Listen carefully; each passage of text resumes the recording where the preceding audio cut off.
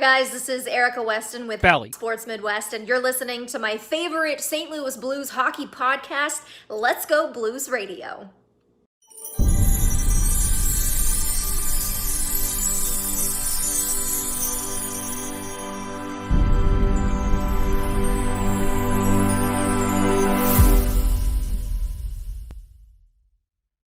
As the world's only personalized vitamin platform based on a health assessment and your DNA, ID Life provides its members with high-quality ingredients backed by pure science. It's science. Check out rockinthatidlife.com and speak with Dustin about how you can reach your goals today. That's rockinthatidlife.com. Center Ice Brewery is a proud sponsor of Let's Go Blues Radio. Visit centericebrewery.com today to schedule a no-contact curbside pickup or make a reservation in their awesome tap room. That's Center Ice Brewery, located in Midtown St. Louis. Let's go Blues!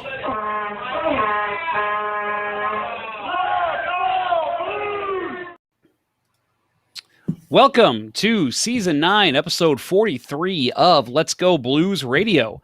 This is the fully vaccinated, often imitated, but never duplicated, often inebriated. We are the original St. Louis Blues hockey podcast. Support for Let's Go Blues Radio is brought to you in part by rockinthatidlife.com, the world's only truly personalized vitamin platform based on a health assessment of your DNA, and by centericebrewery.com, St. Louis's first and only hockey-themed brewery. We're broadcasting live on Thursday, July 8th, 2021.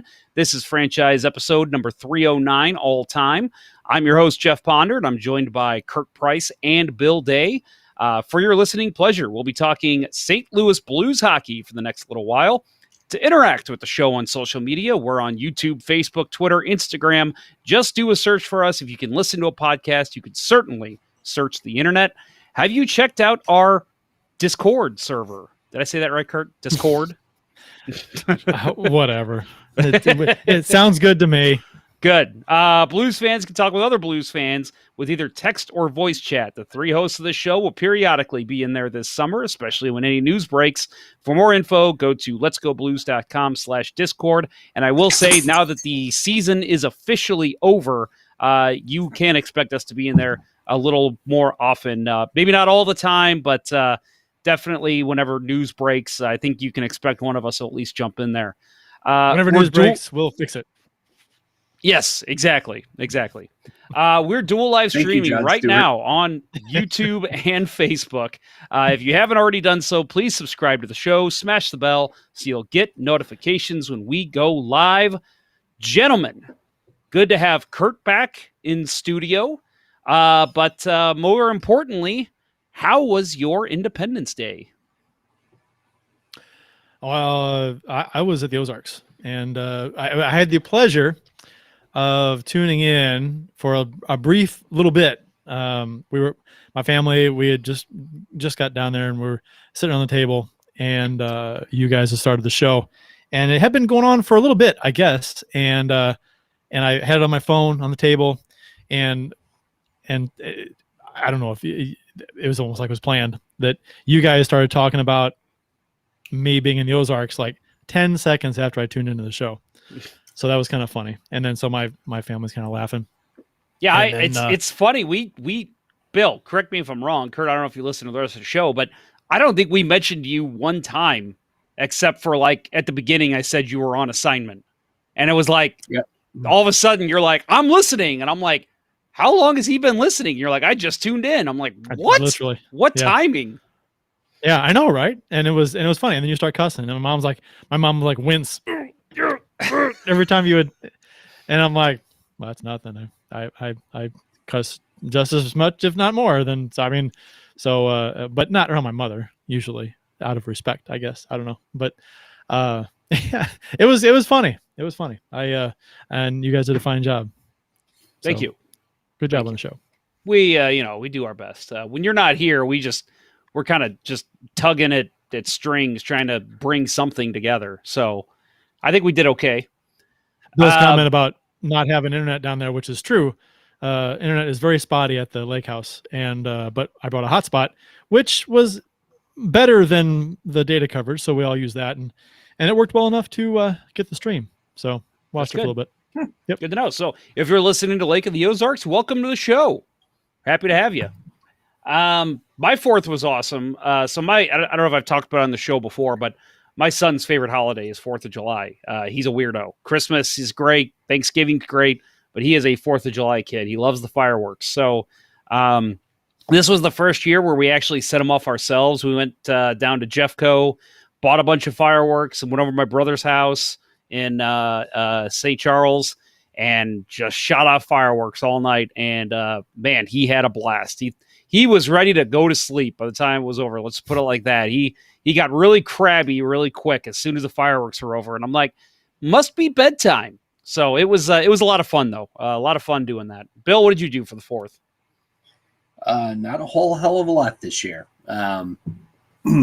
We typically have family over, go up to Troy Township Park to catch the fireworks. But this year it's always amazing. This year we just kind of stayed at home and listened to it because we're a mile away from it and can hear it very well. And we were still kind of making sure everything was good with Sheldon. Didn't want to leave the dogs alone, especially with all of our neighbors who apparently spent a few $1,000s a piece on the good fireworks because they were going off all day. And I don't know, do you guys wait until dark? Isn't the fun? Yeah, like 9 o'clock. Right? We'll shoot. We'll set off like the smoke bombs, but that's pretty much it. Yep. Yeah, we had people on our street that from 9 a.m. until until it got dark, we're just shooting off bottle rockets all day. Like, no, you gotta wait until What's it's the dark point? at least. Yeah, that's what my son. We told my son early in the day that we were going to shoot off fireworks. So literally all day, he kept coming up to me and my wife going, fireworks. And we're like, no, dude, it's like 1 o'clock. You won't be able to see them. We got to wait till nighttime. And so as nighttime drew closer, all of a sudden he got way more excited. But yeah, all day he'd be sitting there watching SpongeBob or something. He'd look over and go, fireworks. I'm like, no, why would we shoot them off right now? We're not crazy. But apparently some crazy people do. So a couple quick announcements. Well, actually just one that I want to get to before we get into the bulk of the show. For anybody who's interested in the Stanley Cup Memorial Tournament. Yes, we had it in, what was that, May? Yes, we had it in May, but that was the 2020. The 2021 signups are now open. We're actually going to have it on our normal weekend, November 20th. That's the Saturday before Thanksgiving. All goalie spots, unfortunately, have already been taken. $50 to sign up if you want to play. Remember, this is roller hockey. You can sign up over at dropinstl.com. Just find the information about the Stanley Cup and go ahead and hit the yellow donate button on there. That'll take you to a spot where you pay your fee and that'll get you in. So a lot of fun. You guys have both participated in this tournament before. Team Hotard, who's a listener of the show, the captain, he is actually he is the reigning champ. So we'll see if he can hold on to that for a little bit longer. But yeah, always a fun time. Looking forward to it. We're going to have the raffles coming back this year. Lots of cool stuff. We always get Blues-themed stuff, NHL-themed stuff. Don't have any of it yet, but we are definitely working on it. And I think in the next couple weeks, you'll be hearing some announcements about the cool raffle prizes we'll have. So if you're interested, we'd love to have you come out. Not Center Ice. It's at Midwest Sport Hockey on November 20th. I will be participating this year after a couple of years off.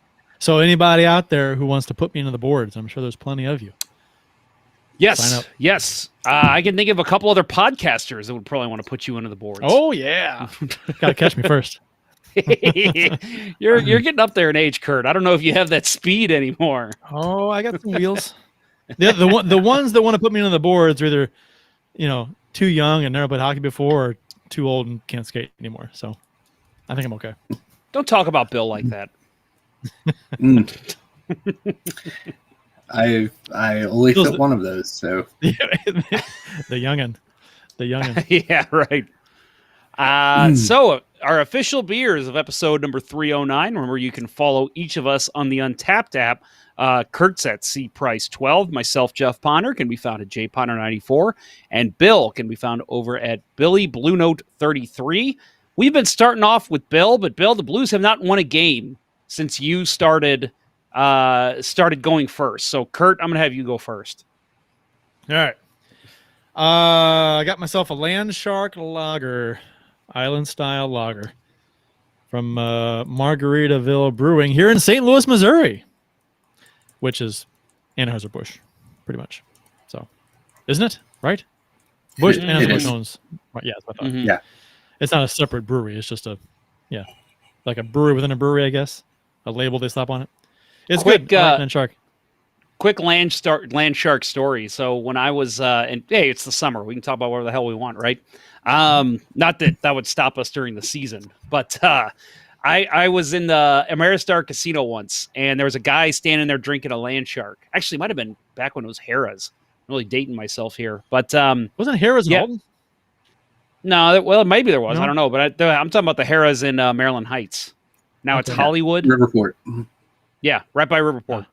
All right.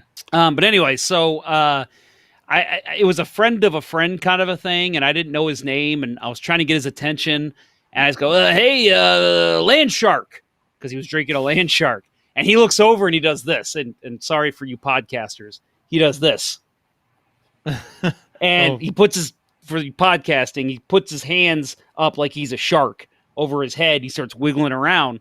And I was like, it's hilarious. And we all laughed, because we'd been drinking. Well, then We laughed and we laughed.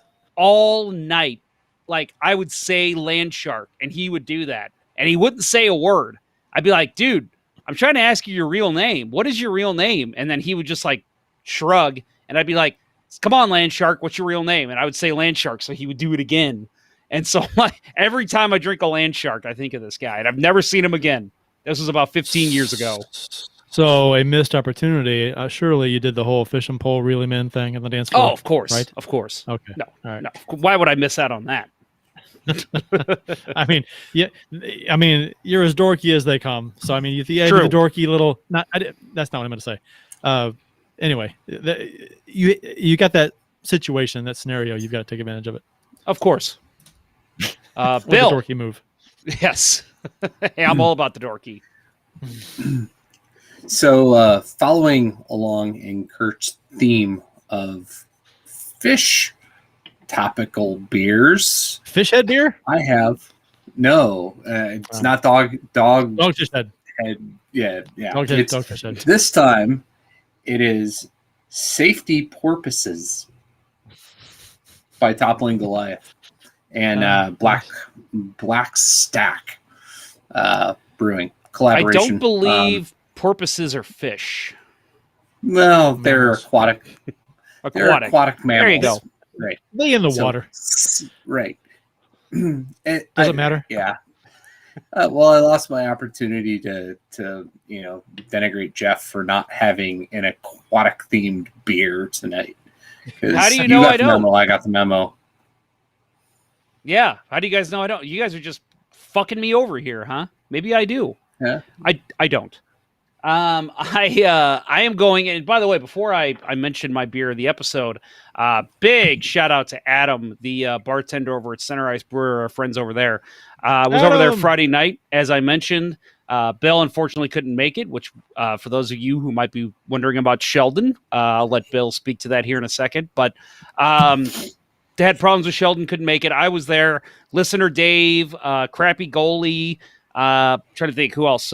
Listener Greg Hotard, his wife Shelly.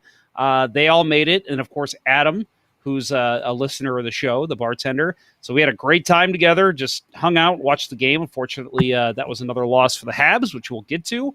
But he said he was wearing this sweet shirt that I'm wearing right now. And he said he had another one. So he gave it to me, and I told him, I'm going to wear this on the show. So for those of you that can see that, Kurt, describe what you're seeing here. We got a blue shirt, a nice blue, like a washed blue. looks good. Faded, a little bit like a worn, soft, comfy blue shirt with a Center Ice Brewery logo that is a rainbow color for Pride. It's fantastic looking shirt. And it looks like it's a little cold at Jeff's house right now. Yeah, it is actually. It's always cold in my basement. So sorry, I forgot to put my bro on. Your man's ear. Yeah, my man's ear.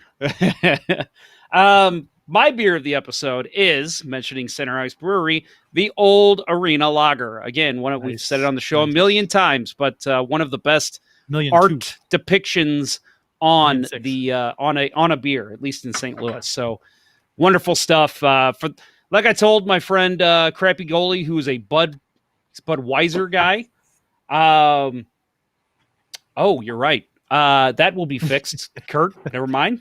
We'll talk in a second about that. But no, he's a Budweiser guy, and so he was asking what kind of beer is great at Center Ice, and I said, for you, the lager. You got to get the American lager, and that's the Center Ice Old Arena, and it's a great lager. It's very smooth, very refreshing if you never had it.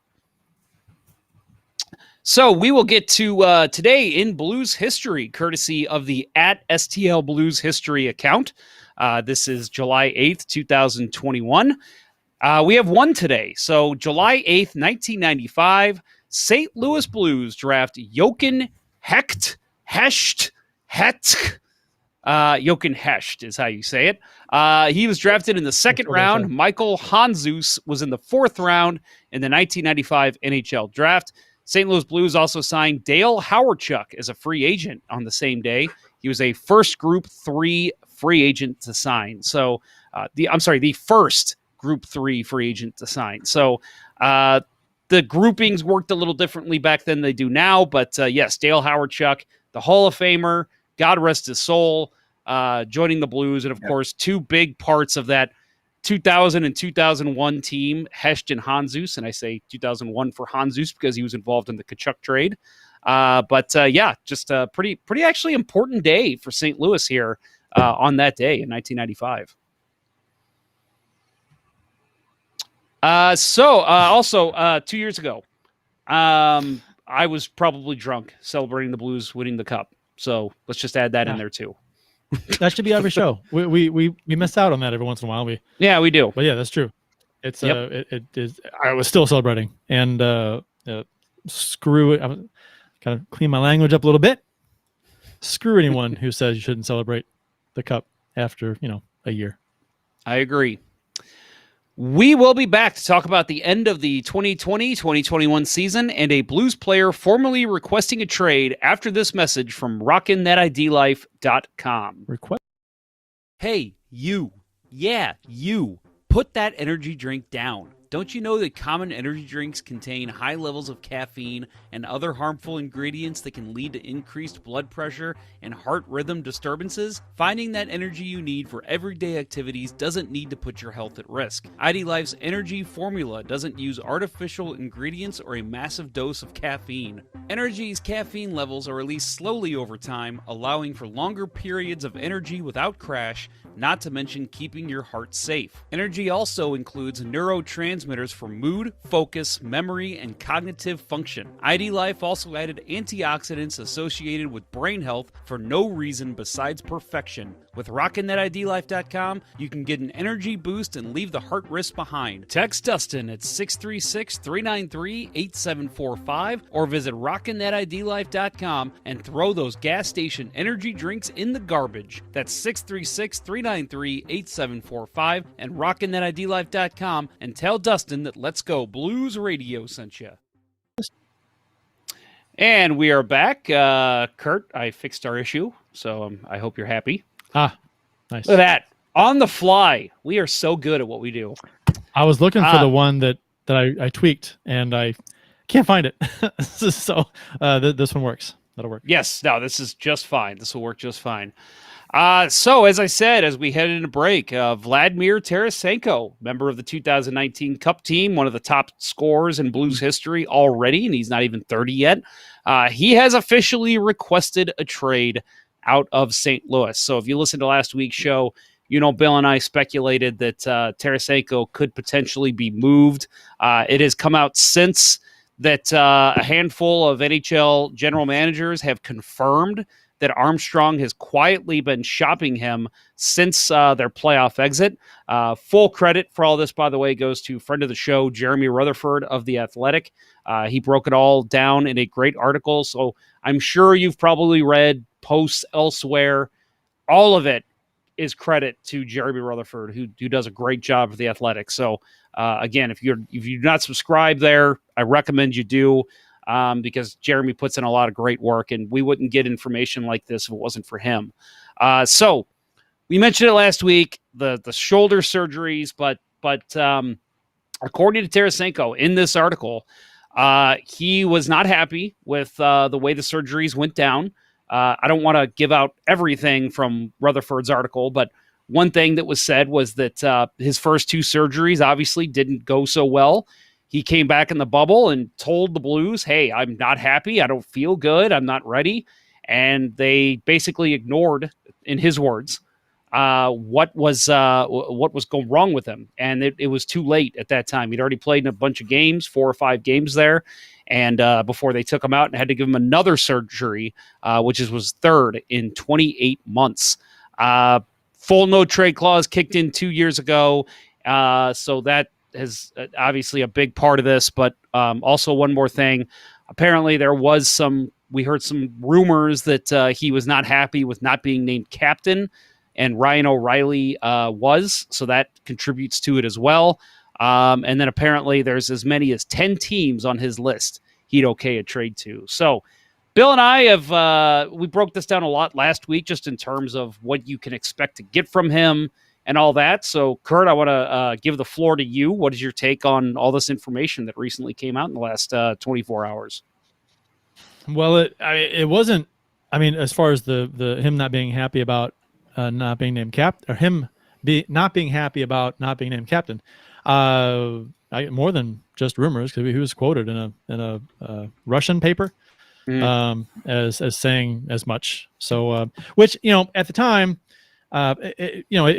Blues fans heard about it here, but Tarasenko wasn't available for comment, and weeks had gone by since that comment, and it kind of just fizzled out. It wasn't a huge deal, but when you look back on it, and fans may have kind of forgotten about it, but Tarasenko hadn't. And if it was a big deal to him then, it's still a big deal to him. And I think a lot of Blues fans fall into this category in that, as far as that aspect of him being unhappy is concerned.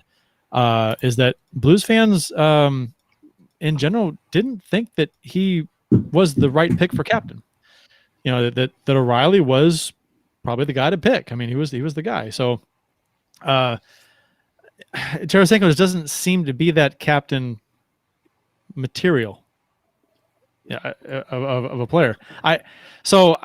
I'm the fact that he's still mad about that, and that's part of it is interesting, and it rubs me the wrong way. I'm not a fan of that, because I think he's wrong. I want to speak to how I don't have any ill will towards Tarasenko. We'll get to that, but I will say, with you bringing this up, that all I hear when I hear that or when I read that is wah, yeah. And it's just like, dude, you were, first of all, even if you were leadership potential, there was potential that you weren't going to play the entire season. Right. So he was hurt. Yeah. You've got to give it to somebody who's on the roster and who's going to be traveling with the team, for one. And two, again, I will talk good about Tarasenko here in a couple minutes, but Ryan O'Reilly is 100 times the leader Tarasenko is. I have witnessed Tarasenko in the dressing room. Granted, he was younger, and I have not witnessed Ryan O'Reilly. But I will tell you, Tarasenko, to me, never came off as a true locker room leader. And I think that is a big part of why Ryan O'Reilly does such a good job as leader. The Blues lost in 4 games in the playoffs. I don't put that all on the captain's shoulders. I thought he showed up and played great down the stretch, and you could see him visibly yelling at his teammates when things were going wrong. I feel like that is just such a wah comment from a star player who expects special treatment. Plus, he leads by example. O'Reilly does. I mean, he's the epitome of lead by example. If you put any stock in that trait as a captain. And Right. to be fair to Tarasenko, real quick, Bill, before you, to be fair to him, he mentioned, as far as I know, he mentioned it one time. To be fair, he mentioned it one time in that interview in the Russian paper when it first came out, and I don't think I've heard him talk about it since. And recently, now when this just came out now, this isn't, from what we know, this isn't Tarasenko saying this. These are sources close to Tarasenko and within the Blues organization. They're not. He's not. Rutherford never said this came from Tarasenko again. Now, these sources may be aware that it bothered him, but Tarasenko is not whining, every now and then to whoever will listen about not being the captain. To be fair to him, there. So anyway, Bill. True. Yeah, no, I think it, whether he's reiterated that at this point or, if it's just that's public information that was out there. I think the effect it has, on the fans, and, I did see a few people questioning the timing. Tony X tweeted during the game, why did they tweet this now? Because I want to watch the game and all I'm thinking about is the trade, or is Tarasenko's trade request. It was interesting timing when the article came out, coinciding with the last game of the Cup Final. I mean, obviously they didn't know it was the last game. Speculate that it's pretty easy to predict that, unfortunately, for Montreal. But the way that it's being taken by the Blues fans at large, it seems, is that it was a guy who felt like he should have gotten it by entitlement by being the star player. And he had his moments, and he always tried to play the charismatic card whenever he was the star of the game and had the post game interview and played to the crowd. But I agree that when it comes down to the decision about who's going to be captain, is it going to be O'Reilly? Is it going to be Tarasenko? I would actually put Tarasenko below a couple other guys. Like I wouldn't have been surprised had they given it to Jaden Schwartz or Braden Shen. And not to interrupt, but we had speculation on the show. Not to interrupt, but I'm going to. We had speculation on this show. No, you're right, Bill. That when we were talking about who is the next captain, and we all unanimously agreed, Ryan O'Reilly. I think all of Blues Nation agreed with that. But, there are some people I talked to, Braden Shen, Jaden Schwartz, Colton Parayko. And there's names that were getting flown around. And then kind of in your last breath, you're like, oh, yeah, and Tarasenko. Like, to me, it was never really a decision to give him the C. No, no one. I mean, when someone would mention Tarasenko, I'd be like, no. I mean, I love the guy, but no, it's just not. It doesn't seem like him a cap. I mean, from a fan's perspective, he just doesn't seem like has the wherewithal to be captain of this team. So yeah, no, and like you said, it was unanimous for us to say O'Reilly. And the biggest criticism you could have of O'Reilly having the captaincy is maybe it takes it too seriously and it weighs on him too much. Because there are times that he seems like he's carrying the weight of the world. And when he's effective, he's playing just free, unencumbered hockey. And, when the team's going through a bad stretch, he really wears it. And, but that's the guy that I want to be the captain, right? Not, and obviously, the injury thing sucks. And, the fact that, it's the way that it's being portrayed, it was the Blues doctors, right? The first two surgeries were done by team selected doctors.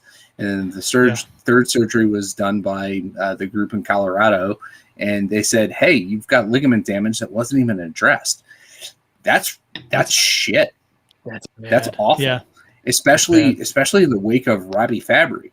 I mean, I don't know if this, if Fabry's surgeries were both done by, I don't think it was the same person that did the surgeries, but that's a bad look on the Blues, no matter how you shake it out. But, going back to the captaincy thing, I want to captain by merit and not by entitlement. And I think that's what we got with O'Reilly. Yeah. I think I'm going to say the captaincy thing is maybe 20% of it. I'm just total speculation.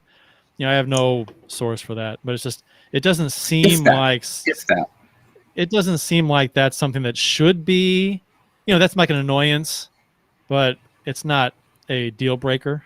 You wouldn't think. I hope not.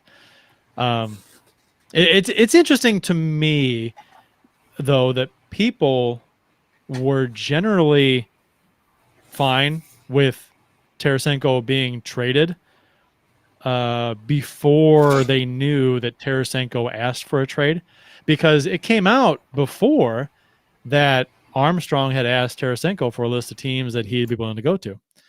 And then just yesterday it came out where Tarasenko had requested a trade. Mm-hmm. So it's interesting because when it was determined that, Armstrong asked Tarasenko for a list of teams. He's getting ballsy. He's going to trade He's thinking about trading Tarasenko. Good on him. That's a bold move. Getting rid of a guy who has injury issues, declining production, maybe because of those issues, to dump his salary. Ooh, this could get interesting. But then all of a sudden, when it's Tarasenko, and we find out about the botched surgeries, and about how ligament damage was missed, then the table is turned. When really, I'm not sure if they should have, because in the end, it's all about, botched surgeries aside, that sucks, that's awful. He has a right to be pissed off bad, and that should be a deal breaker, I think. But in the end, if you don't, it's about this team with him versus this team without him, and who we'd get in return for him. That's just how it is. So it's interesting to me that the general vibe has changed quite a bit since we found out that Tarasenko was the one that requested a trade.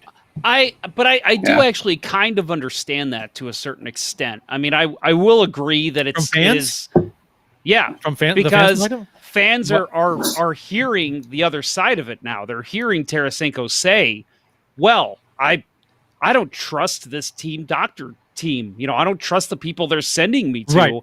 When that trust is broken, you kind of see the point of the player that what if I get hurt again? Let's say I, hurt my wrist and I have to have surgery. I'm not going to my team doctors for that. Look at the shit they did with my shoulder. And I tweeted out that this needs to be addressed. Somebody needs to ask questions, have the Blues respond to what's going on with the team physicists and the team doctors, the medical team, because this is an issue. Because we've had issues with, you mentioned Fabry. There was the issue with Bouwmeester as far as his lingering hip issue.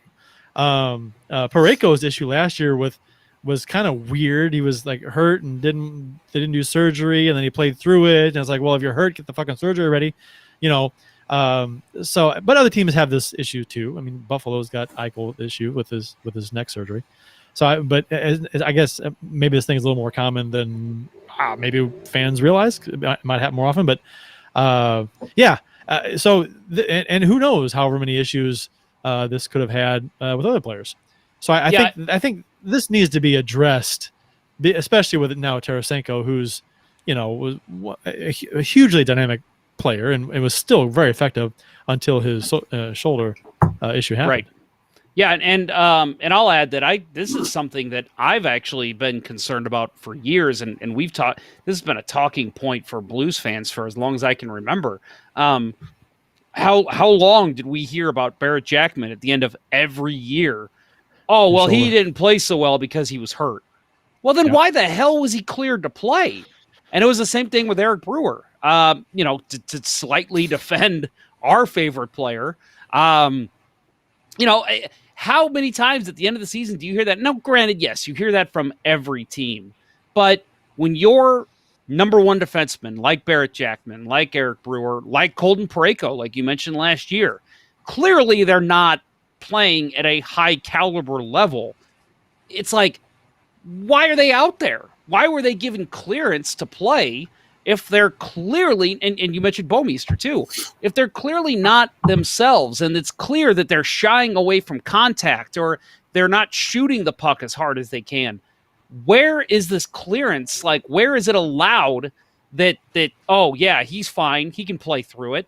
But, you know, and then to hear Tarasenko say that, and we heard this back when this happened at the bubble, that he just never felt right the whole time, but he was pretty much ignored. That's an issue. That absolutely needs to be addressed.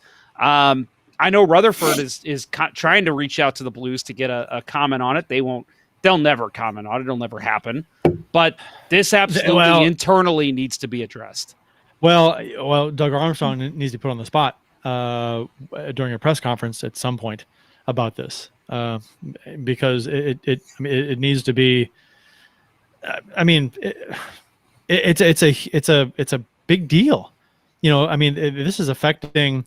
This issue is essentially driving Tarasenko out. It could ruin his career and drive him out of town. So, I mean, the fans deserve to know what's going on. I'd love to hear also other medical doctors, experts in this particular, you know, in shoulder surgeries and ligament repair, to hear from them about how bad it was to miss what they missed, or if it's one of those things where, that's a really easy thing to miss because it's so difficult to find. And kudos to the doctors that did find it. You know what I mean? Like, is this something that should have been caught, or is it understandable they missed it? Like, I'm not. Yeah, and maybe why he went to the specialist in Denver, Colorado, wherever it was, somewhere in Colorado. Maybe they went there because they've got some new technology where they can detect that kind of stuff. We don't know. We haven't heard that. Yeah, I mean, total speculation on our part as far as. But I would love to hear. You know, it wouldn't take. We should get a medical doctor on to discuss this if they would come on. That seems like something, because obviously the doctor that performed the surgery ain't gonna talk about it. So maybe the ones that did would that actually fixed his shoulder supposedly. I would love to hear. I would love to hear from a doctor.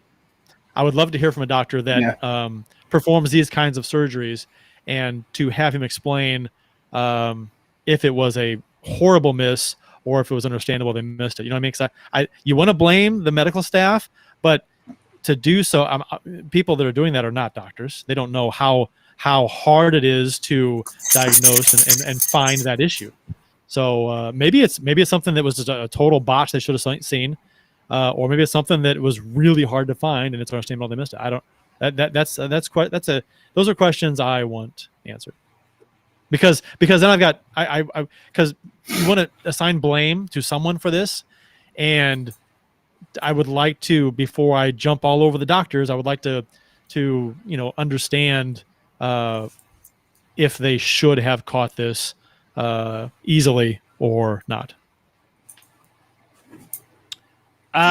Is Dr. Rick Lehman still have his? Is he still affiliated with the Blues? I know we had that ongoing piece a couple of years ago on Fox Sports Midwest. Yeah, he did, didn't he? He could be a decent get, and I actually know somebody who's gone to him to have a shoulder repaired. So, as I say, I know a couple sports therapists that I've had to go to, maybe physical therapists that I could go to that might be able to speak to it. But yeah, if anybody's listening who has any interest in coming on that maybe has a medical background that can explain this stuff a little better, we'd love to have you on. You can reach us on social media, but then Kurt, what's a good email address for those types of people to email? radio@letsgoblues.com. There you go. So if you're a medical professional, we'd love to hear it. So talking about Tarasenko a little bit further, I want to mention a tweet. I'll give credit where credit's due. He's kind of a Blues Twitter personality. It was a tweet that I just loved. Kyle Foxton. You can follow him over at KFox9611. He says Tarasenko has a no trade clause and can veto trades to teams. So, to sum up, a star player who nobody thought would ever leave holds all the cards, and the organization has to adjust and salvage a trade to where he wants. All caps. Crazy. Can't believe they don't give out more of those. 100%, Kyle. This was a conversation just a couple weeks ago with Blues fans. Why didn't they give out the no movement clause to Pietrangelo? Well, reasons like this. Because Tarasenko, let's face it, at this point in his career, maybe he revitalizes it. He's a shell of himself. He's not the player he was. Blues would love to move him, but he's got a no trade clause. So he has to accept the trade before they can move him. Make that a no movement clause. I mean, you can't, at the very least, the Blues might be able to expose him in the Seattle draft and hope Seattle takes him. I don't know if they will do that. I think they'd still protect him, hoping they can get something for him. But you can't do that with Pietrangelo. So, love that take by Kyle Foxton. Bravo, sir. And you know, they like we mentioned before, they did offer Pietrangelo a no movement clause, but just not the length of the contract. It was a partial, you know, modified no movement clause, and it wasn't buyout proof. That was the whole control the team wanted. They wanted it not to be buyout proof, and they wanted some flexibility at the end of that contract. So, and you know, moving Tarasenko, he's what, $7.5 million cap it, $9 million salary, actual salary. Yeah. But you know, a deal is in place already, so it's just waiting on the physical. So I don't know why all the speculation is happening about where is he going. It's a done deal. It's signed off. We heard this, right? You gotta stop paying attention to the dark web of Blues Twitter. the blind anonymous. I have a source, but I won't reveal who it is, and I won't say give me details. But I know dark this web. And that, and you don't, and yeah, it's so vague. Yeah, name the team. Name the team then. Yeah.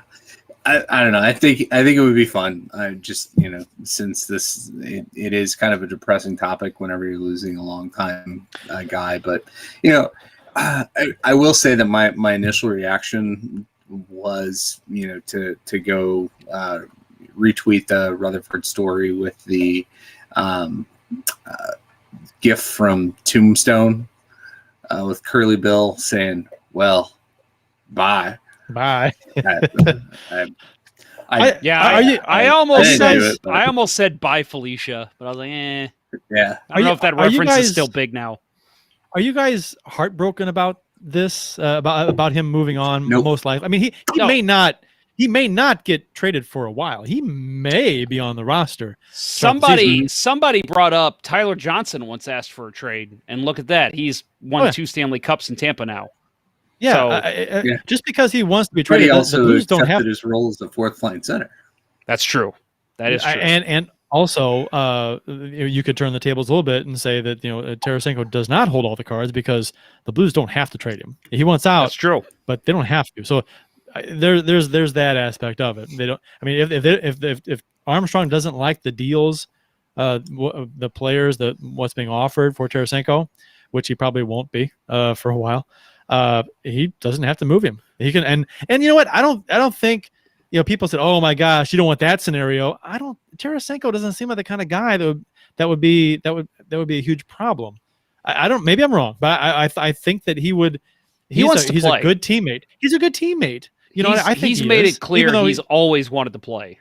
Yeah, and even though he is bitter about the captaincy thing, which is, let's be honest, it's selfish. It's a selfish thing. Mm-hmm. But he calls it, you know, trust is gone, and he feels like he was owed that. Nah, you don't owe anything. You're getting paid a lot of money to play. You know, if you're not made captain, you're getting paid $7.5 million a season. So I mean, that's what you're owed.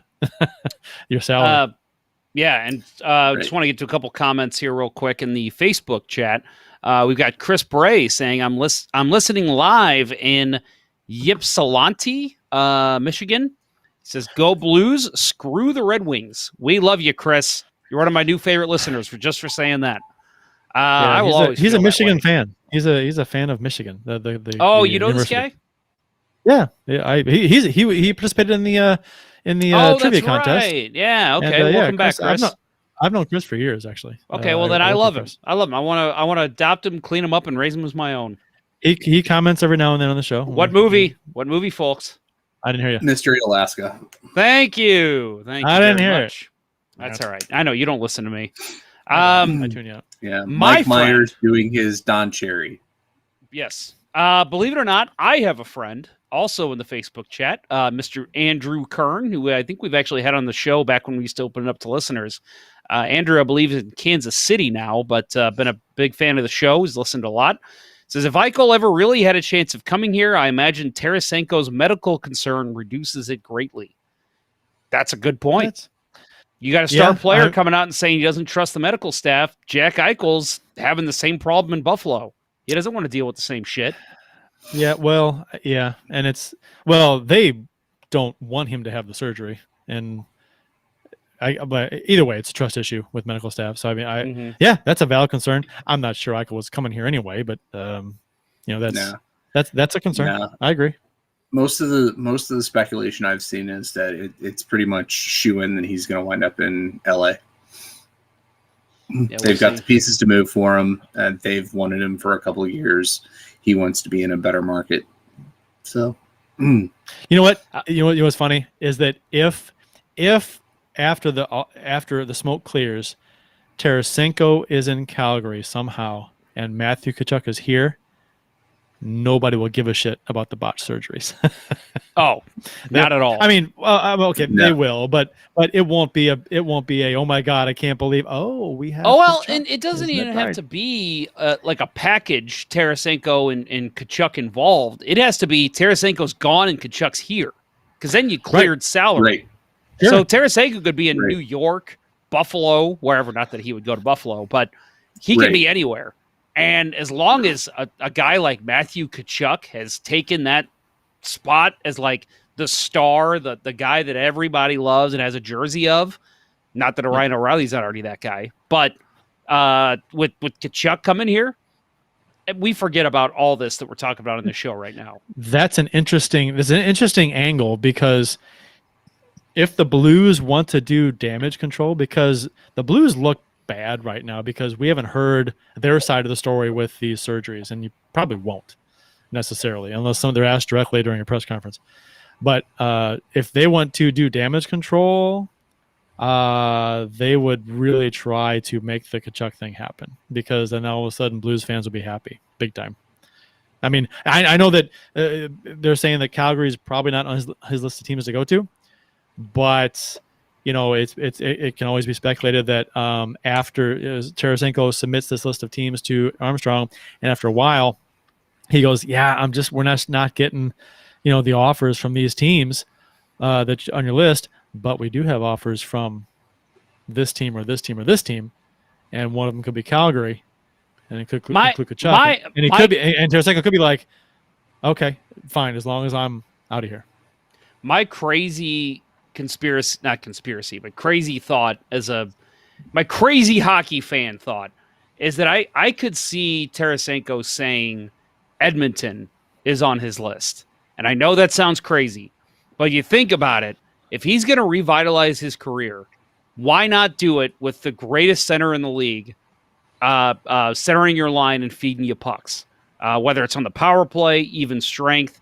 Let's face it, Tarasenko, he's lost a step of speed, but he's still got good speed. He can still keep up. He's not Milan Lucic out there. So you put him on a line, a guy who knows how to score, shoulder injuries be damned. I could see him saying, you know what? Yeah, give me 2 years in Edmonton. They'll trade me at the trade deadline next year because they're not going to make the playoffs once the divisions get back to normal. And, I'll play with Connor McDavid and score 30, 40 goals. And then all of a sudden, I'm a UFA. I can sign a career-ending contract. Sign somewhere for 7 years and then sign 1-year deals after that. I could see that being a possibility. So that raises the question, is there a possibility you could broker a 3-way trade with Calgary and Edmonton? What did you want? Not likely. They hate each other. Yeah, but I'm saying so. that's maybe it's not technically a three-way trade, but you make a move, clear salary, then you bring in Kachuk from Calgary. That's more what I'm saying. You never know. Well, you'd have to. I mean, what are you gonna? You're gonna just. I don't know. The rumor is that Washington is a good fit because Kuznetsov would be, a good return here. Salary is very similar. And Tarasenko and Ovechkin are best buds. People were saying but the Ovechkin's Rangers still unsigned. I know. Yeah, but there's Panarin in New York for the Rangers. Tarasenko and him are buddies, and people were speculating the Rangers. But Michelitti came out and said that they don't need winger. They need defense, and they're not really looking to add a winger. So that's doubtful. As far as Michelitti said, what he said. So the thing that shocks me is the Islanders apparently being in the mix. I said this last week. I would love to get something out of the Islanders. I love their team makeup, and I think it would fit a Berube style for the most part. But I won't rehash too much from last week. But they play such a defensive style that when I hear that Tarasenko would be interested in going to the Island, I'm like, really? I mean, unless he thinks he can change his game enough to play a Barry Trotz system. Now, granted, it obviously worked for Ovechkin, but I'm just saying, I think that's a weird place that has been rumored in getting Tarasenko.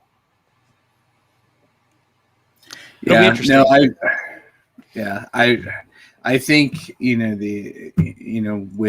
didn't see the thing about Michelitti coming out and saying the Rangers don't need him, but they've got a new GM, and he could be looking to make a splash, and maybe they try to blow things up and get over the rebuild faster and then bring in Tarasenko and maybe try to sign Ovechkin. I don't know. I mean, maybe that's not likely because of the salary cap stuff, but I don't know. I mean, I just think what could we get in return from the Rangers, and just people are like so much doom and gloom on Twitter about the return that we might get for Tarasenko. People say, "Oh, we're not going to get anything. We're going to get fleeced." You're going to get Tony DeAngelo. Armstrong is not going to trade him for nothing. It's just not going to happen. I don't think. I mean, unless the relationship is just way worse than what I mean, it's bad, but I mean, it could be awful. And he's like, fine, we'll get whatever we can. But I don't think that's the case. I don't think Armstrong has done quite well with trades and acquisitions that manner. So I trust that he will get a decent return for him. I'm not in the boat where we're going to get next to nothing, like a third round draft pick for him. I'm not there at all. I think we'll get something of salary return, maybe a salary dump for a salary dump kind of thing. That's what I see. Yeah. Like you mentioned Kuznetsov, I could see the Capitals saying, you know what, he's been good here. We thought he'd be a lot better. Let's make a change. I could see that kind of thing happening. Yeah. So I don't think we get fleeced in this deal. Initially, I mean, but we might, in retrospect, we might get fleeced if Tarasenko scores 35 goals next season, and based on we got, I don't know, but and let's also not forget that people started to write off Tarasenko. I mean, yes, it's the botched surgeries are they suck, but it is what it is. You can't undo that. So here's where we are. Jeff, you were saying you didn't think he was going to score 20 goals next season.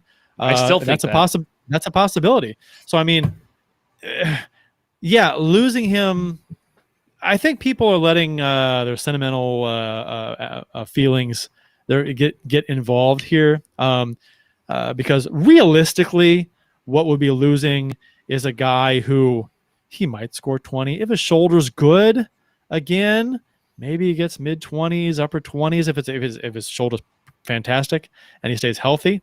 But that it's very likely he might not get that. So I mean, what are we losing right now? It would be good for the Blues to move on from this salary. I mean, the physician, it's self-inflicted wound basically with the physicians and the botched surgeries, if that's entirely true. But still, it is what it is, and here we are. So moving on from Tarasenko now, even if we don't get something great for him, is probably a good thing. I mean, based on how people were just kind of down on his production and what they've been pretty doom and gloom on Tarasenko. There's not a lot of optimism with him going forward with Blues fans. Yeah, I think with Tarasenko and with Pietrangelo, at this point, assuming Tarasenko does wind up moving on, I'm happy realizing that, hey, we got their best. They brought us a cup and now they want to move on. So be it. Tarasenko, have great memories.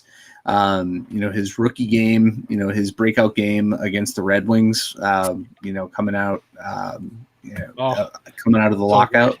The beautiful, beautiful goals, endeared himself to the fan base immediately, had some great seasons here. The playoff run, I mean, who can forget the penalty shot goal on Marty Jones, sniped him completely. And then the pass to Shen that put the nail in the coffin in Game 7 against Boston. Those are the memories that I'm happy to live with. Yeah, me too. If you had to pick one, so I mean, obviously your favorite Tarasenko memory would maybe be one of those. Bill, you have one that like is tops the rest. Your number one. What's a rub off mean? What's a rub off means? That's fantastic. I gotta go. I think I gotta go penalty shot. That was a huge moment. And honestly, like when I think of Tarasenko, just like probably the other 21, 23 players on that roster, I think of him holding the cup for the first time. I think of them handing the cup to Tarasenko and him holding it over his head and kissing it, and just that moment of he made the comment when he got here, when he was drafted, that he wanted to bring a cup to St. Louis. That is the moment that I think of. But there's a lot to choose from. There's no wrong answer here. I mean, the goal against the Rangers. Holy shit! Yeah. That's highlight reel. The Forsberg. I think one of the most emotional ones for me was it 2014, 15, the goal against the Hawks with 3 seconds to go in game 2, with the Blues up 1-0, and we're trailing, and he scores from the near point, above the circle. Yeah, wrist shot off the post and in on Crawford. That was one of the goals of his that I went ballistic on. Fantastic goal. Won the game in overtime. Blues go up 2-0 in the playoffs in that round and then lose the next 4. But still, that moment was one of my favorites for him. That jumps out to me for number one. That's a good one. I mean, him being on the cover of with an HL 17. Yep. I mean that. Yes. That's fantastic. Him winning the cover vote. Yeah, and then just the press conferences where we heard him constantly say, I mean, even at the end of the season when it felt like lip service at the time, but you look back and you hear him say, we failed and I just want to win a cup. And it was just at the time it was maddening to hear, but you look back now and you're like, yeah, he actually did. Like that was his goal when he got here, and to see him be able to do that. I mean, and then just, all the stuff he's done off the ice. Him and Yana Tarasenko and their kids have been such members of the community. I remember seeing him at Race for the Cure, handing out flowers at the finish line. I think I could be wrong, but I think he's been to the Blue Note 5K a couple times. He's always a face in the community. And I love Tarasenko, and I hope. I mean, I will literally be happy to grab a live crow and eat it if Tarasenko comes back and scores 30, 40 goals in the NHL in a season. I hope I'm wrong. I really hope, even if he's not a Blue. I want nothing but the best for him, unless he's a Red Wing. Hopefully that doesn't happen. But he's a good guy. I mean, he's just he says all the right things. He's in like his comments, his posting comments. He's always appreciative of the fans, the St. Louis fans. He's always been just so complimentary of the Blues fans, and just wanting to win, and the sheer joy in his face when someone else scores on the ice. Yeah, he's the happiest guy on the ice for that person. I think it was it's just, when Yashkin scored his first goal. He was out there. I want to say that was the one, and like everybody commented about, look at Tarasenko. He's acting like it was his first goal in the NHL. So, I mean, I think he's a good teammate. I'm not in the locker room with him or on the bench with him, but he just comes off as a good teammate. He catches flack for taking shifts off or coasting every now and then, but honestly, show me a player that doesn't do that. Most players will take shifts off, if you will. They don't go balls to the wall the entire shift. If you do, you will be dead halfway through the season or sooner. You just can't. And I maybe some players take shifts off more than others, whatever. But he did have the rap for that. And but still, with that said, I think overall, good teammate, good guy. Wants his team to succeed. Will do, and I guess his playoff numbers weren't the best, but I think for a 5-year span there, he was the second behind Ovechkin, right? Goals in NHL from like 14 to 19, something like that. Yeah. So somebody's going to get a good player if he's healthy, a really good player if he's healthy. And I hope he is. Health is the huge thing. And it's just, I mean, you just never know. You just don't know. And so it's really, and I've said this before, all over the map as far as what we could get in return for Tarasenko. Because, if nobody wants him because of his questionable health, maybe he's here. Maybe he doesn't get moved. Or maybe they do move him for not much, which I don't think will happen. But I think if he's getting moved, which is a big possibility at this point, let's be honest, I think it's in a package deal. I think, like you said, we've seen Armstrong make knee-jerk moves before, but we haven't seen it in a while. I think maybe he's learned his lesson. The Steve Ott signing comes to mind, the Derek Roy signing, but for overall for trades, I liked the Derek Roy signing at the time. I did not. At the time I did. I hated it. $4 million for a guy who was rushed out of Buffalo and Dallas. No thanks. But anyway, that's beside the point. With trades, he's been good. He's patient. And like you said earlier, Kurt, he doesn't have to make a trade. Yeah, Tarasenko might have asked for a trade. At the end of the day, that doesn't mean shit. You might have an unhappy player at your disposal, but at the very least, the start of next season in September in training camp, Craig Berube can sit him down and say, listen, you want to get traded, that's fine. Your trade value is low. You've got to raise that trade value. And believe you me, Vladimir Tarasenko is a gamer. He's going to turn his game on, and he's going to play as best as he possibly can. Those shifts off that we talk about, he won't take those until he gets moved. So I think you're going to see if he's plays another game in a Blues jersey, you're going to see a very motivated Vladimir Tarasenko because that's just the kind of guy he is. A deal is already in place. We've discussed this. Nope. Don't believe it. Nope. Give me your source. Cite your source that there's not a deal in place, Jeff. Elliot Friedman hasn't said anything. Does that count? Yeah. You would think if somebody had a source that says that a deal is in place, just waiting on a physical to happen, that at least name the team is going to. But that would box them into a corner. And if Tarasenko does not go to that team, then all of a sudden they're outed as somebody who doesn't have a source is lying. So, did I say that? I think you did. That's okay. I'm going to call an audible here, guys, and say we go ahead and take our break. And we'll be back in just a couple minutes to talk about the Stanley Cup Final, the end of the 2020-2021 season, as well as some NHL tidbits around the league. Center Ice Brewery is St. Louis's only hockey-themed brewhouse. Stop on in during the next game to experience the ultimate hockey fan brewery while sampling various hockey-inspired beers, such as Old Arena Lager, the Beauty IPA, the Rotating Pale Ale Series, or seasonal offerings such as their Imperial Stout, their Lime Sherbet Sour, and much more. While you're there enjoying any number of their fantastic beverages, you can admire the bar top and tables made of authentic arena wood and the actual penalty box door from the old barn.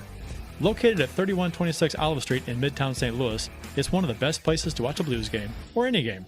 Visit centericebrewery.com today to schedule a no-contact curbside pickup or make a reservation in the tap room. Center Ice Brewery. Let's go Blues. Please drink responsibly.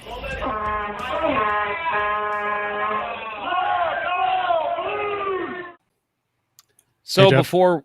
Yeah. Did you see? You read a comment? Yeah, I was going to read the YouTube? comments. Yeah. YouTube? Okay. All right. Just checking. All right. Yeah. Before we move on. Yeah, so we'll go ahead and get to Andrew Tykeson, which, by the way, I love your avatar. That's fantastic. That's Captain Chaos. Man.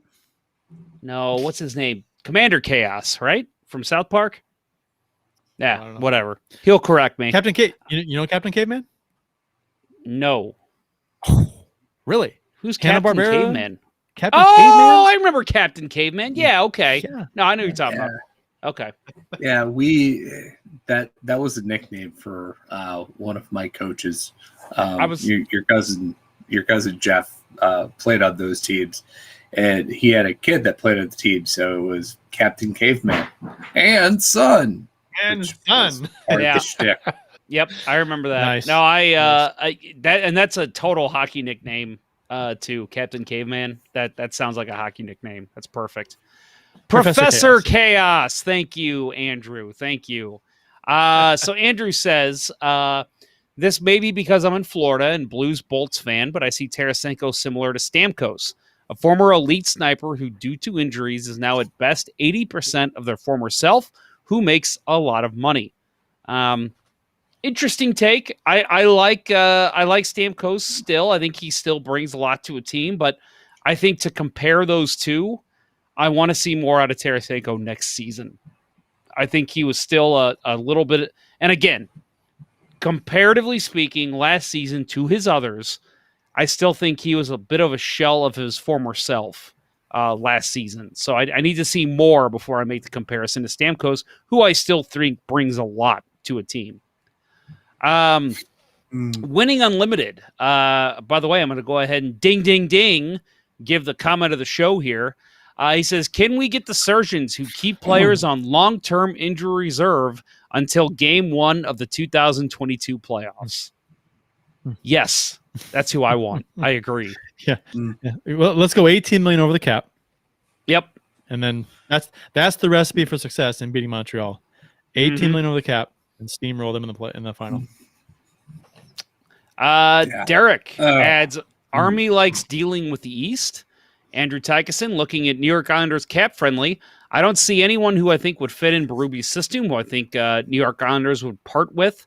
If it's the Isles, I think it's going to be picks and prospects.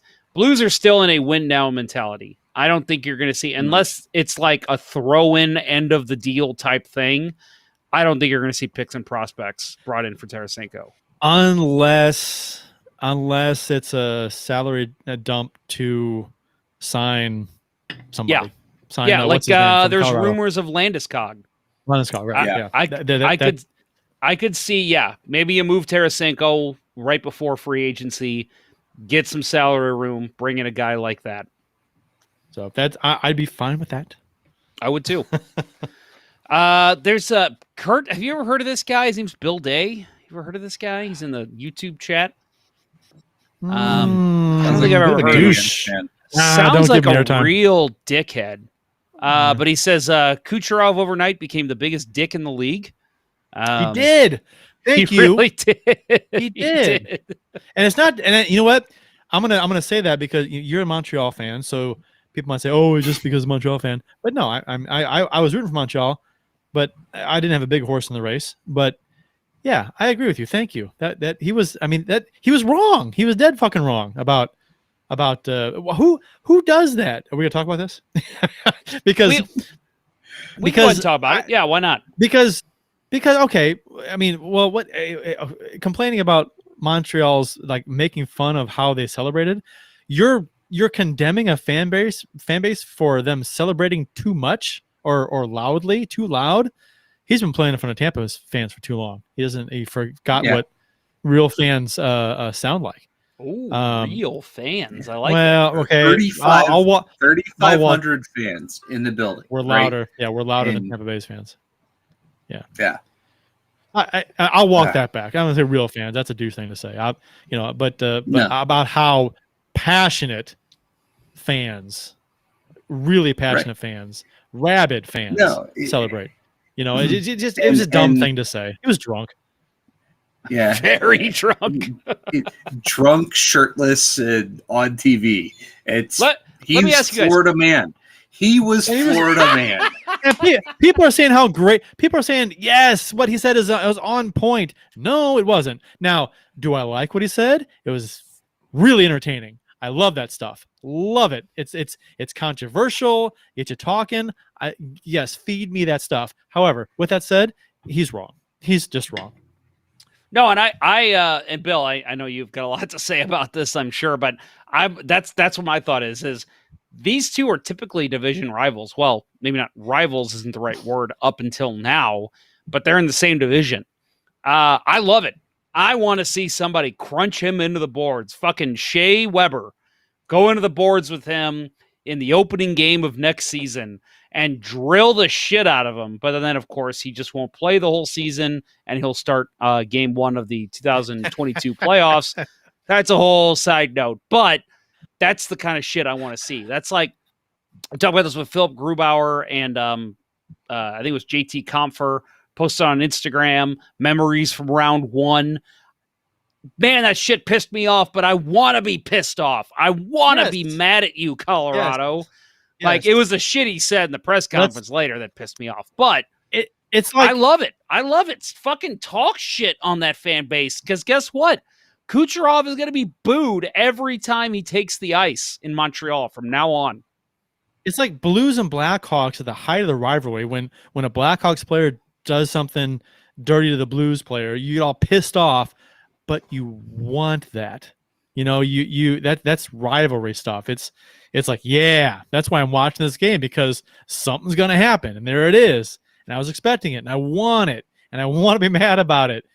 It's like a masochistic kind of a thing with sports and rivalries, because you get mad and outraged, but at the same time you have to have it, right? Yep. Race fan rocks 4, biggest Eric Brewer fan we know, says nothing will beat Drunk Ovi. That is true. Drunk Ovi was a lot of fun. Now, granted, Drunk, was it Barbashev who threw up off the side of the float? That was pretty. Off. Yeah. Yeah. That was pretty good. That was pretty good. But Drunk Hully. Drunk Uncle. Drunk Hully. What's better? Hull on stage or Ovechkin in the fountain? I got to say Ovechkin in the fountain, just because he's a current player.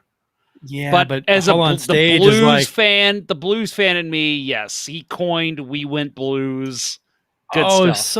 It was so bad. It was good. It was just, yeah. It was just like, when I heard it, I'm like, oh, that's awful, but it's going to be everywhere forever. Yep. That's true. And Andrew Tykeson, if there is a deal pending physical, does he get moved before or after the expansion draft? There's not a deal in place. Let's not even. But if there this is, again, this is before. As Bill said, this is the dark web of of Twitter. But don't even pay attention to that. In this dark web, upside down version of reality, right? Let's say it is in place, and we are waiting on a physical. I would imagine it would be finalized before the expansion draft, so we could then protect somebody else. Yeah, right? Exactly. And then that's the thing with the other team. They would have to probably say, okay, do we want this deal to happen before the expansion draft? But because we are going to want to protect certain players. And the player we that's get, we why, have to protect. But they know that, hey, if this deal's in place, but we're not going to make this trade until after the expansion draft, what's going to stop Armstrong from going and moving him to somebody else? So, no, that's not Tampa. That's not a thing. Race Fan Rocks 4 says, I heard Tampa needs to lose cap space. They do. They have to lose cap space. Yeah. So I didn't analyze it, see how much. Well, I guess it is 18 million. Yeah. Well, but they have expiring contracts too, I imagine. So, but that's part of it. They do. So. Yeah, they do. Yep. We look at Tampa Bay. Go ahead. Yeah, Vamp. But anyway, so let's go ahead and get into the Stanley Cup Final, end of the 2020-2021 NHL season. Yes, you might say they only played in 2021, but folks, that is how it will be remembered in the history books. That's how all the lockout seasons are. It was 2020-2021. Game 5 Wednesday night ended with a 1-0 Tampa Bay Lightning victory, which clinched the deal for the back-to-back champs, the Lightning. Of course, that means St. Louis native Pat Maroon goes back to back to back. Listen, we've heard a lot. Listen, okay. It's been annoying on social media. I'm not going to lie. I'm with you guys 100%. It's been all over. But I will say that is quite the fucking accomplishment. And I love it's a St. Louis guy that did it. I am so happy for Pat Maroon. But I will say it's a little overplayed by Blues fans who are upset that he didn't stay with the Blues. It's throw up worthy. Let's be honest. It makes me want to puke. I mean, yes, I agree with you, Jeff. It is a really good. It's a nice accomplishment. Fantastic. It doesn't happen often. First time since what, 1960? Yeah. So fourth player in NHL history and the first since 1964 to win the Stanley Cup in 3 straight seasons with 2 different teams. The record, by the way, for consecutive cups. Anybody want to take a shot at what team that would be? Yes, you're right. It's the Montreal Canadiens. Maurice the Rocket Richard. 5 consecutive Was it Maurice? cups. I thought it was Henri.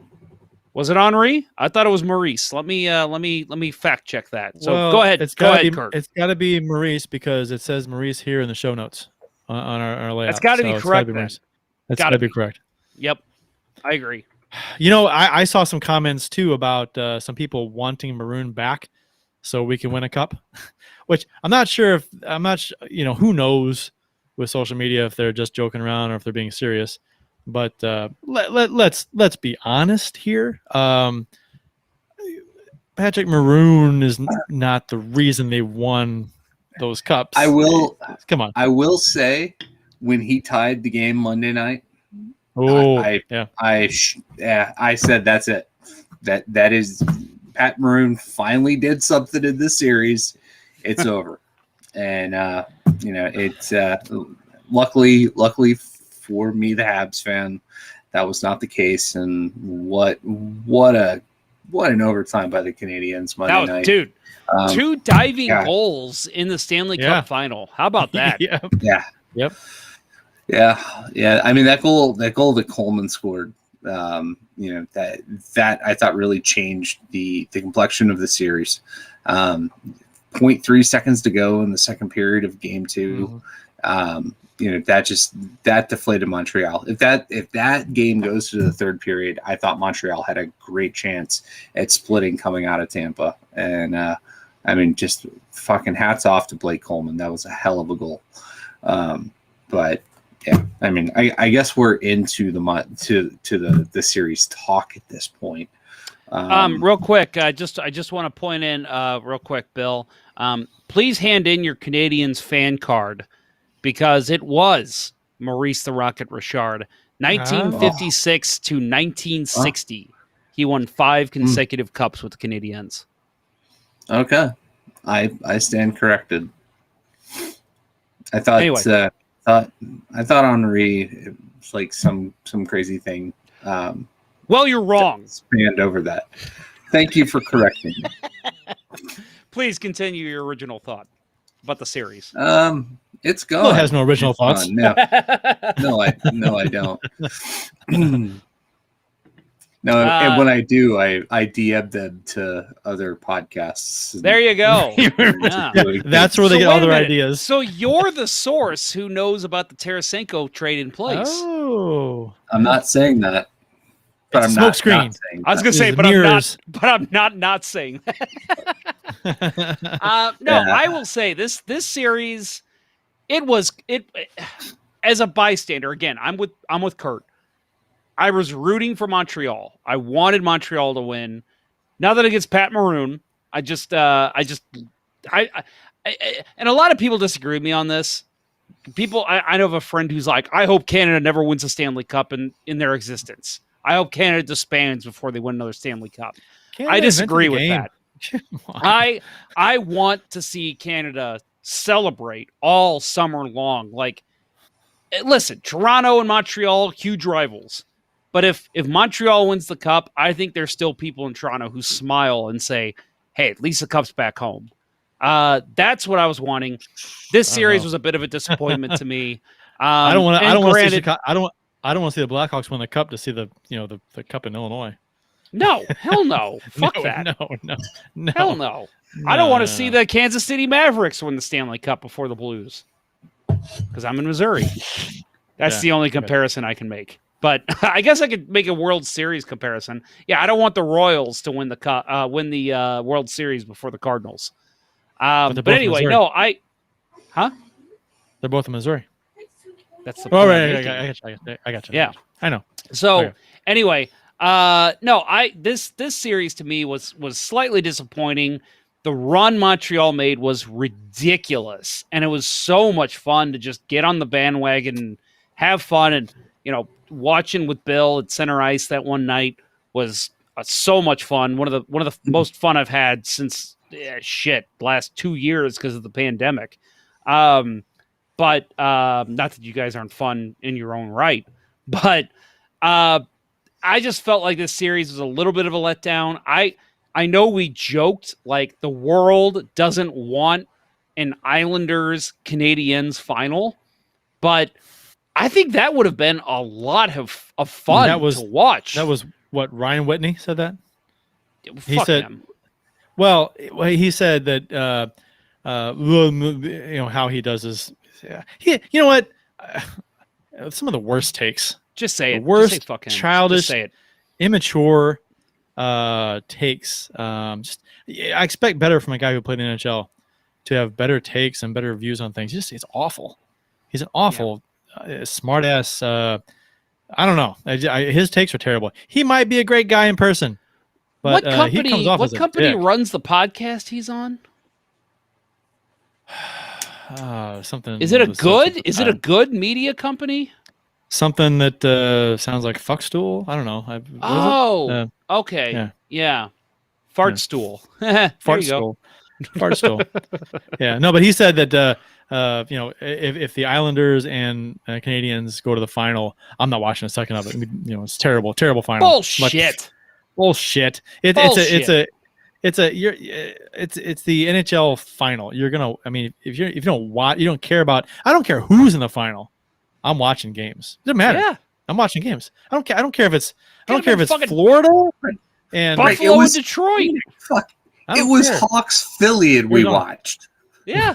Right. Every Florida and fucking Arizona. second. I'll watch it.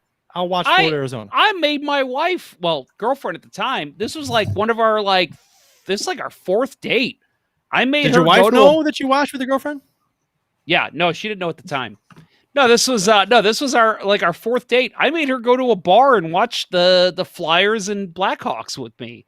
I was like, hey, I know you probably want to go see a movie or like go putt-putt or something, but we're going to go to a bar and watch the hockey game.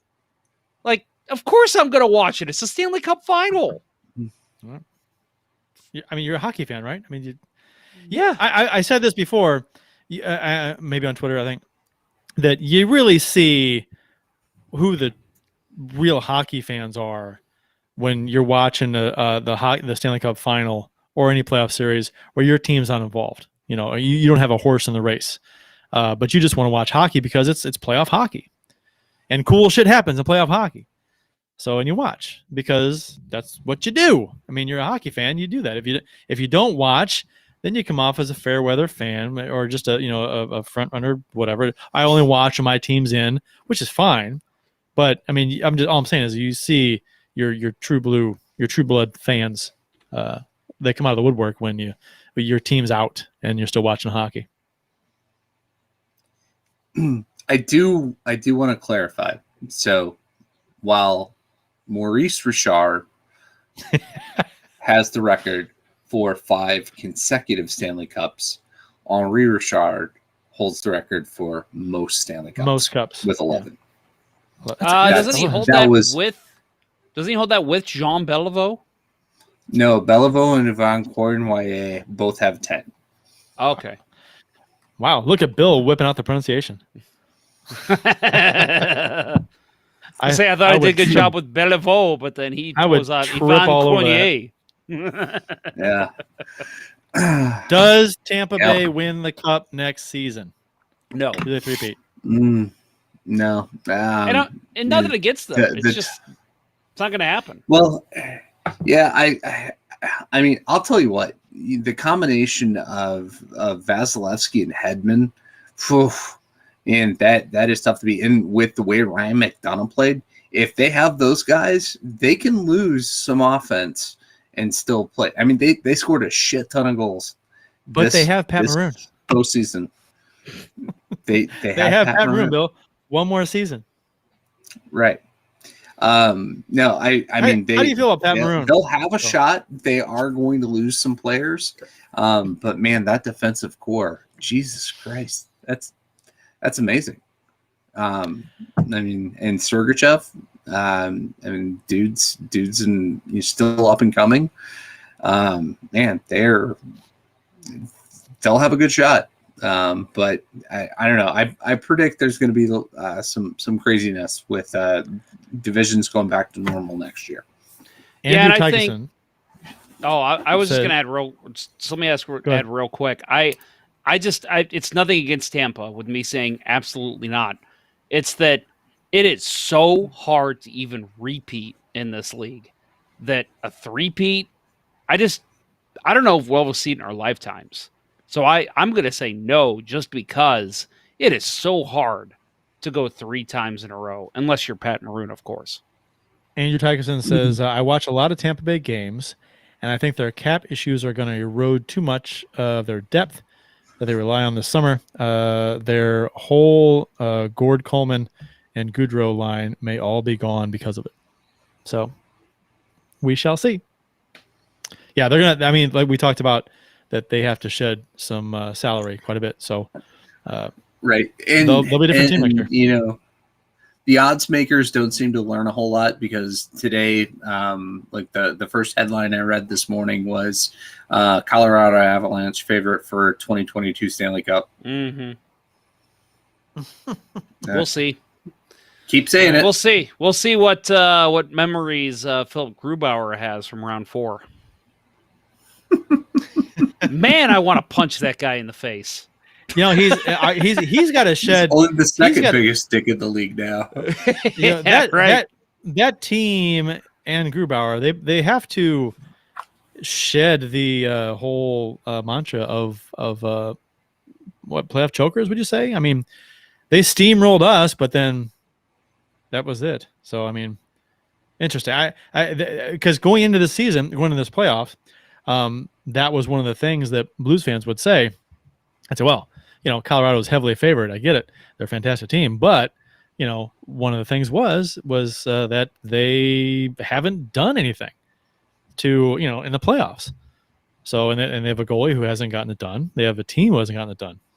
So, I mean, until they prove they can get it done, you know, to get deep in the playoffs, I mean, you're handing them the cup. I mean, it's I don't know. I mean, the Blues had that for a long time. They had some great teams, and the team people soured on. I mean, their chances. They weren't picking the Blues. I mean, us as fans, we knew they had some great teams, but you know, it's like people were like, well, yeah, but you haven't got anything done in the playoffs and ever.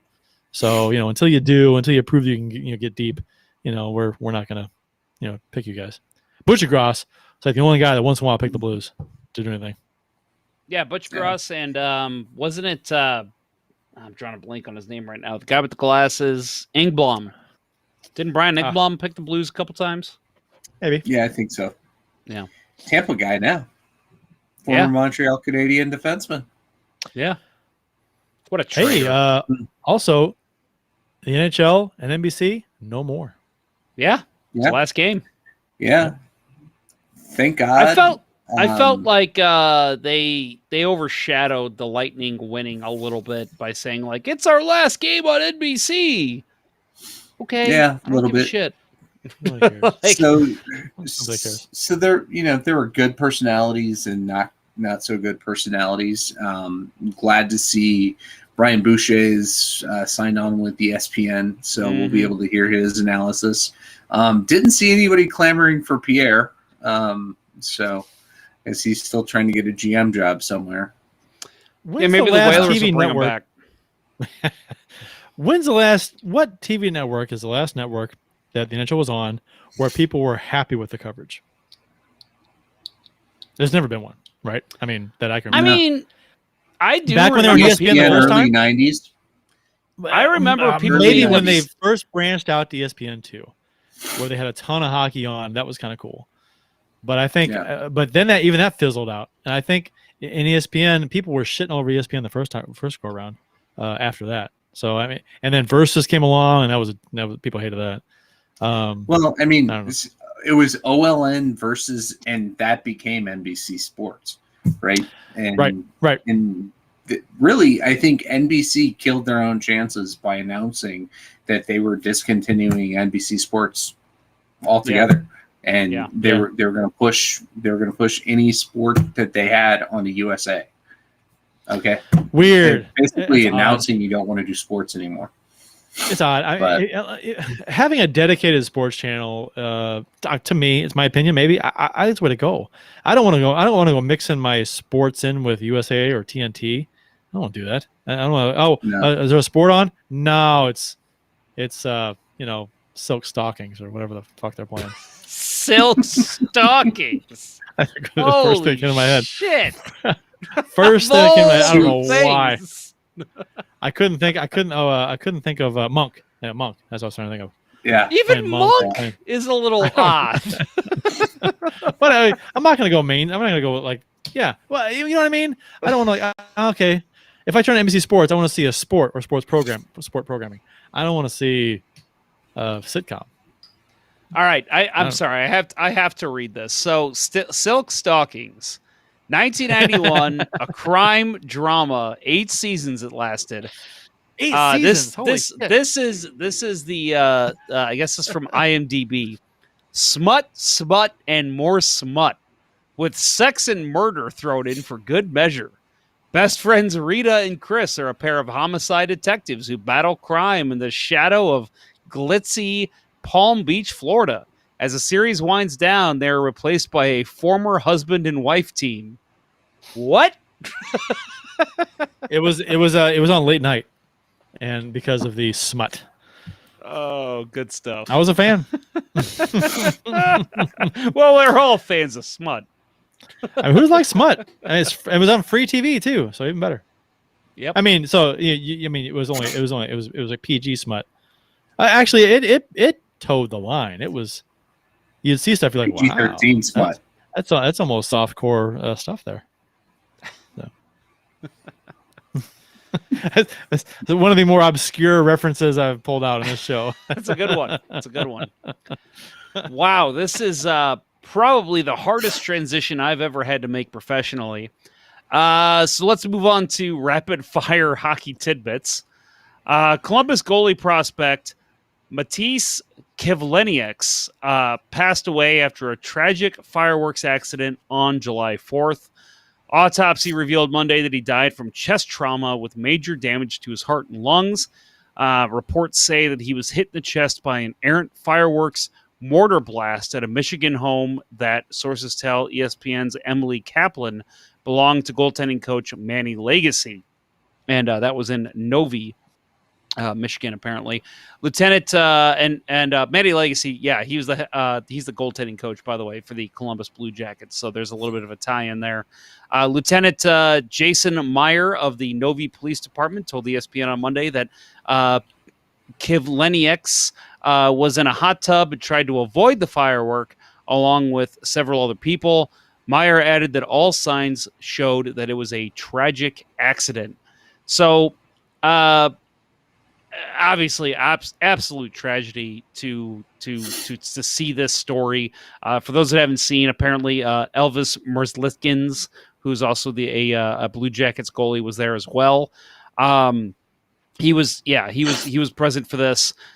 Absolute tragedy. As I said at the start of the show, on July 4th, we were shooting off our own fireworks. First time I'd done that since, God, I was probably 6 years old. I remember my dad preaching to me fireworks safety. And then, this time around, I'm a dad. I'm the one preaching fireworks safety to both my son and my nephews. And, then you read a story like this and it's just, and I remember a couple of years ago, for those that might remember this, the gentleman who played Gaston at Disney World.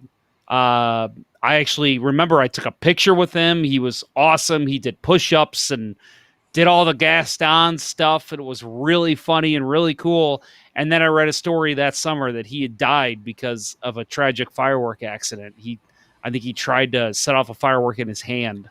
And it's just, you read stuff like this and it's just, oh my God, can we please just practice better fireworks safety in this country? It's a shame to see what's happening.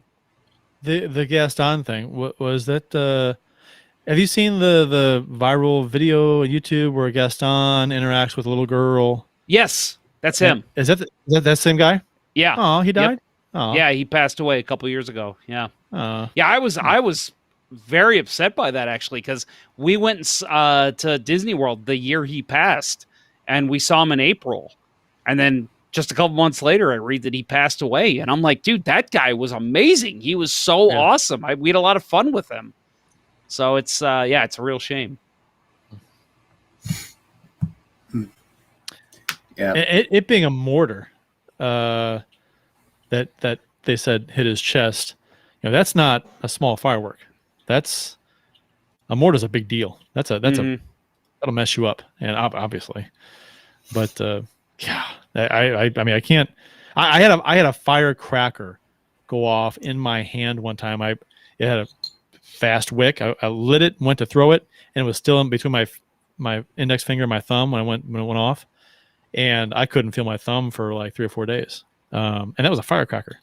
That's not a mortar. I mean, that did some. I mean, it's a little bigger. Who knows what happens? And a flipping mortar, Jesus. I mean, awful. Yeah, and it's just so scary to think about because, like I told you guys off air, that there was a situation that we had where we were just setting off a normal bottle rocket on Sunday, and we lit it, and it was kind of a dud. Instead of going in the air, it just went left.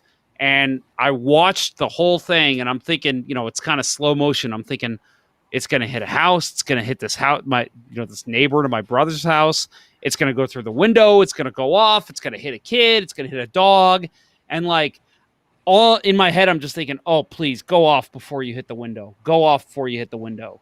And you have to wonder, the person who set this firework off, you hope it's an accident and they weren't trying to be funny or do something stupid. But you have to think this person's watching this firework go towards this hot tub, and it's just, oh God, please don't hit anyone. Please, either go past it or go over it or go off before you hit. And it's just, clearly it didn't happen that way. And it's such an absolute shame and tragedy to see what happened. My brother, Keith, almost lost an eye because of a bottle rocket. Him and his friend, I'll say his name, Mike Ollendorf. Mike, if you're listening, Bill knows Mike. I believe. Yeah, I got Mike's jersey when I joined the phone book. That's right. I forgot about that. Holy cow. The phone book was our world hockey team for a number of years. But so they're right, my employer for a while, and then they a bunch of assholes over there. But anyway, I'm not kidding. And I'm not. That's common. You've actually told the knowledge. Story on the show before. Yeah, that's common knowledge. They're assholes. So I mean, they've sexual harassment suits out the wazoo. It's just that's a mess. Anyway, so yeah, oh yeah, they were playing with bottle rockets and lighting them and throwing them, and it hit my brother right between the bridge of the nose and the eye, right there. And it left a mark right there, right before his senior pictures. So he's like a quarter inch away from, or half an inch away from losing his eye, probably. So, I mean, and he was like half an inch away from losing his teeth from Bill's slap shot one time. So he's been rather lucky with shots to the face. Apparently his eyes and his teeth are just well enough protected from flying objects. Damn. Well, I think that's gonna do it for tonight's show. I'm currently looking for my closing notes as we speak. Yeah, while you're doing that, I do want to throw out one last somewhat rapid fire NHL tidbit, but also go back to the Canadians. Did you see Brendan Gallagher announce on TikTok today that they got home from the Stanley Cup Final to find that their house had been robbed? And what? Yeah, go find it. It's on Twitter, but the way he does it is just perfect Brendan Gallagher. And I mean that guy, I have so much respect for the way that he plays the game, and his career is going to be short because he is that guy that plays balls to the wall every shift. But yeah, he basically posted a picture of himself on Twitter or on TikTok. It's there's text on there about come home, lost the Stanley Cup Final, come home to find our house was robbed. Pitbull's been there and done that, and takes a bite out of a sandwich, and that's it. It's amazing. Go find it. Love Brendan Gallagher just like I do. Wow, that's a shame, but I'm glad he has a sense of humor about it, because damn, that sucks. Oilers Live just joined the YouTube chat. Yeah, I was gonna say our friend Michael Hebert over at Oilers Live. Michael, we'll talk sometime soon, but we'll have to have you on during the summer at some point. He says, I'm in. Let's talk Tarasenko to Edmonton for James Neal. We have until the end of the buyout window. He says, I just joined. I missed all the Tarasenko trade talk. Okay. You know what, guys? Let's just go back over everything we talked about. Let's do it. Just for Michael. Hit rewind there. Yeah. No, Michael, it's a shame you're joining us now. But yeah, like I said, we'll be in touch. It'd be fun to have you on for an episode here pretty soon. One of my favorite guests of the show, to be quite honest, that we've had on. Always informative. I was going to read Blues 3531. Is that what you're going to read? Yeah, go ahead. Am I the only one who thinks the bubble cup doesn't count? No travel, no opposing crowds, people leaving the bubble to be with family. Clearly some players, teams, not 100% with their hearts in it. Doesn't count. You're not the only one. I mean, no, yeah, he's not the only one. No. Right. Mr. Blues Hat says this year and last year, neither one counts. The Blues are still defending real Stanley Cup champions. I mean, the last full season, right? So last full season cup winner is the Blues. So they still have that. We can still celebrate the fucking cup because of that, right? Damn right. That's right. So... yeah, I mean, I get it. I mean, you're not playing a full season. The grind is not there as much as a full season. So there's that aspect of it where your wear and tear on your body is not as what it would be with a full season. Not playing in front of crowds is different. I didn't seem to see as much this year compared to last year. It seemed worse. It was worse, I thought. Less I didn't fans. even really watch the Stanley Cup Final last year. It was hard to watch. It was hard to watch, but this year was much better. Some fans are better than no fans.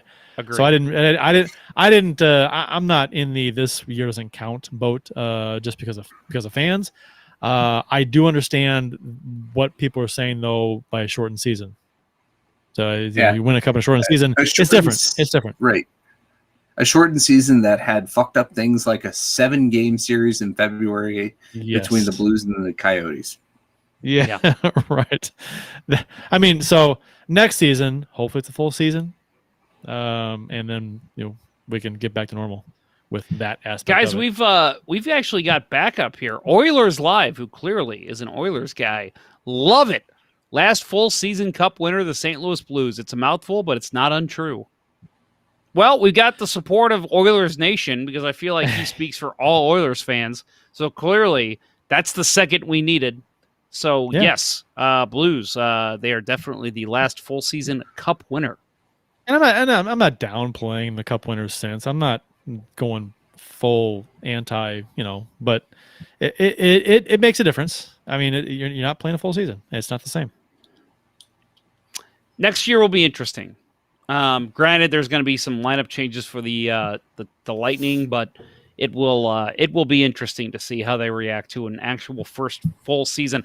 And I do feel bad in a certain extent for Lightning fans because there are going to be people who are going to say that to them and say, well, you're back-to-back cup winners, but they were both COVID years. Yeah. Yeah, but I mean, that's still an achievement. They do have a cup without shortened season. They have a quote legit cup to their name. So I don't think they care too much. No, that's true. Probably not. No. I did love the Calgary Flames tweet, by the way. They said something. Yes. I feel like I need Congratulations on 2 of your 3 cups. Yeah. That's what it was. Fantastic. Great stuff. Yeah. Yep. So, closing up the show, folks, support for Let's Go Blues Radio is brought to you in part by ID Life, the world's only truly personalized vitamin platform based on a health assessment of your DNA. Visit rockinthatidlife.com for more information. That's rockinthatidlife.com and get 10% off by texting Dustin at 636-393-8745 and tell him Let's Go Blues Radio sent you. Number again, 636-393-8745. And brought to you by Center Ice Brewery, St. Louis's hockey-themed brewery. Visit centericebrewery.com today to schedule a no-contact curbside pickup or to make a reservation in their awesome tap room. While you're there and enjoying a number of their fantastic beers, you can admire the bar top and tables made of authentic arena wood, located at 3126 Olive Street in Midtown St. Louis. It's one of the best places to watch a Blues game. That's centericebrewery.com. Please drink responsibly. And as Kurt was just holding up, they are selling some of our Blues-themed stickers as well. So they got a nice little shop in the corner. Yeah. As I mentioned, right now, the great shirt that I'm wearing now, I believe they still have some on sale. I don't know how many. I know it's a limited item, but they also have hoodies. They got great T-shirts. They got glasses. Great stuff. And yeah, like Kurt said, we're going to get them more stickers to sell here soon. So make sure you check out centericebrewery.com for all that information. That will do it, folks, for episode 43 of season 9 of the original St. Louis Blues Hockey Podcast, Let's Go Blues Radio. Thanks for listening, and thanks to those who participated in the YouTube and Facebook live chats during the show. We had a blast doing it as always, folks, so thank you for tuning in. For Kurt Price and Bill Day, I'm Jeff Ponder, and this was Let's Go Blues Radio. Until next time, everyone, let's go Blues. Let's go Blues. Let's go 18 million over the cap and win the cup next year. God, Bill just sounded so upset with his "Let's Go Blues" there. We still love you, Bill. No, Kurt expressed it perfectly. Okay, there it is. Over. The Chiefs are at home tonight against Sport at the War Memorial at 8. Good seats are still available. A look at sports. I think that went very well. Thank you for listening to Let's Go Blues Radio. Now take off, hosers. I want you to have a heart attack and die so that we never have to do this shit again. Well, there's 90 minutes of your life you'll never get back. Sorry.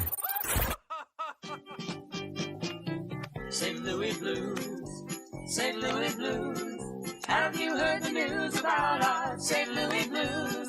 They've only just begun, they're on their way to #1. Now there's no more blues for our St. Louis Blues. The Blues are on the ice tonight again.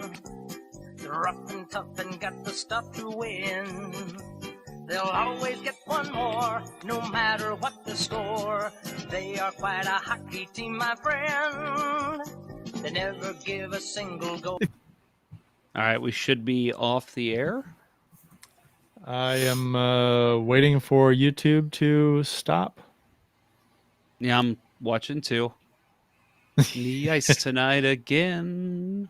There's like a 10-second delay between when you say go live and when it shows up. So what I always do is I hit the go live and we're like 3 or 4 seconds and I just go. I change stages. I'm like, I trust it. It's gonna go. It's gonna go.